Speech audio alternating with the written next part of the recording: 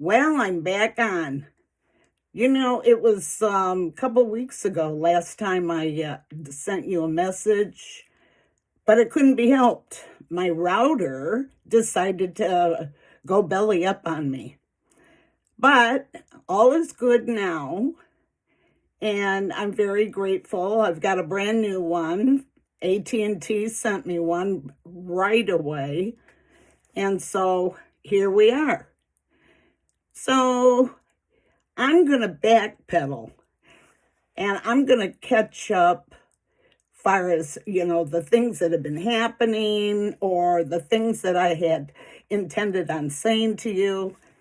And I just want you to know that the backpedaling is going to be just as good as moving forward. So here we are. Um, you know, there was a discrepancy while I was off line.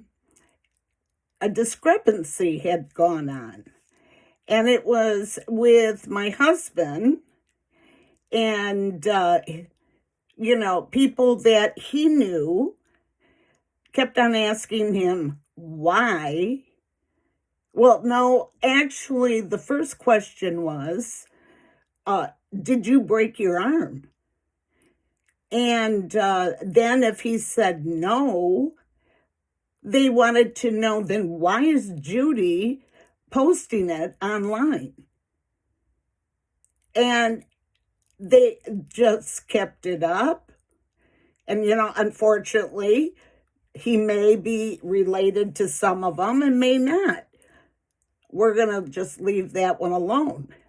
May be a friend of his, and it may not. We're going to leave that alone, too, as far as the gruesome details. But I am going to tell you how I feel about this online situation, because you are going to, sooner or later, if you already haven't, you're going to see where friends, family twist what you post, as well as what they like to do is just kind of meddle. And when they mentally jump through hoops to figure out their form and line of new gossip, then it always is twisting facts, always. And so let me tell you the inside portion of the story. You'll love it. Weeks ago, Tim Sheehy from Montana, he went ahead and jumped right in on a veteran that kind of stormed into the meeting of a bunch of politicians. And he wanted to protest us going over and fighting, our guys going over and fighting for Israel, because he's had enough. This guy, I think I understood properly. He's been overseas several times, being the shield for you and I, which I'm grateful for him. But he was like just coming unglued, which I understand that. I really do. Enough is enough. And so anyway, he stormed into the politicians' committee meeting, and he didn't get really past the doors too well. Well, Tim Sheehy from Montana jumped up and tried to help restrain the veteran. So they accidentally pushed the door open more to get the veteran out. Well, those big heavy doors that you see in capitals and wherever, they're heavy. Well, the veteran's arm was in it. And through all the scuffle and all the madness, the arm, it looked like it was broken. And it was a horrible incident. Basically, it was an accident, and it was one of those things. Tim Sheehy. I am not familiar with him, but I will say I'm going to bet for the purpose of this. He did not jump up with any intentions of saying, oh, I'm going to go harm that guy. He jumped up trying to help security restrain him. And, so I put on Facebook innocently, I said, oh, so because they kept on saying, before anybody knew the facts, they kept on saying, oh, Tim Sheehy broke the veteran's arm. Well, so I put, oh, so Tim broke his arm, did he? Being facetious. Well, my husband's name is Tim. So all of a sudden, I get a lot of responses. And, which I'm liable to because I've got over 4,000 that are literally on my page. And so all of a sudden I'm getting, oh, did your husband break his arm? And it's like, no. And all of a sudden it hit me. It occurred to me that they were talking about when I posted about Tim Sheehy. Well, I made it very clear on Facebook that he did not break his arm, referring to my husband.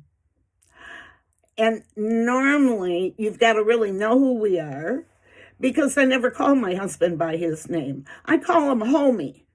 And so that's why I thought it was really bizarre at first. I did not figure out right from the jump, who they were referring to.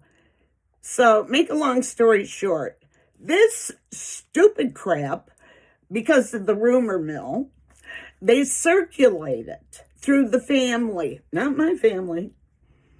So I don't think I have to make it clear.